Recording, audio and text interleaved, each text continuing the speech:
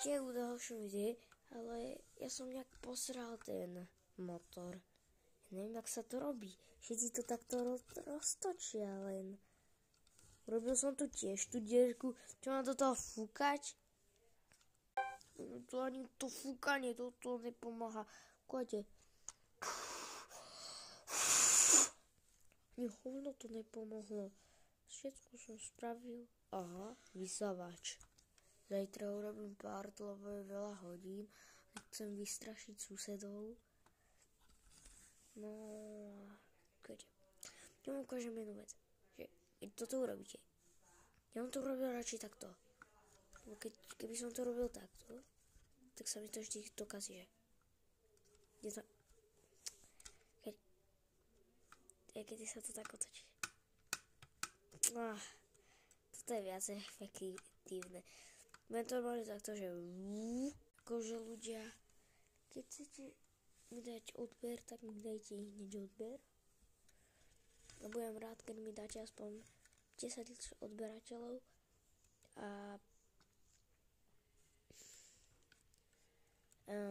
toto som robil pomaly 3 hodiny, nie celý deň, no skoro celý deň. Tieto sú častky, čo som tuto hľadal. Ja som toto dal vodu, ja som debil. V tomto som to hľadal a ešte v tomto. Všetko v tom som hľadal. Nepomohlo.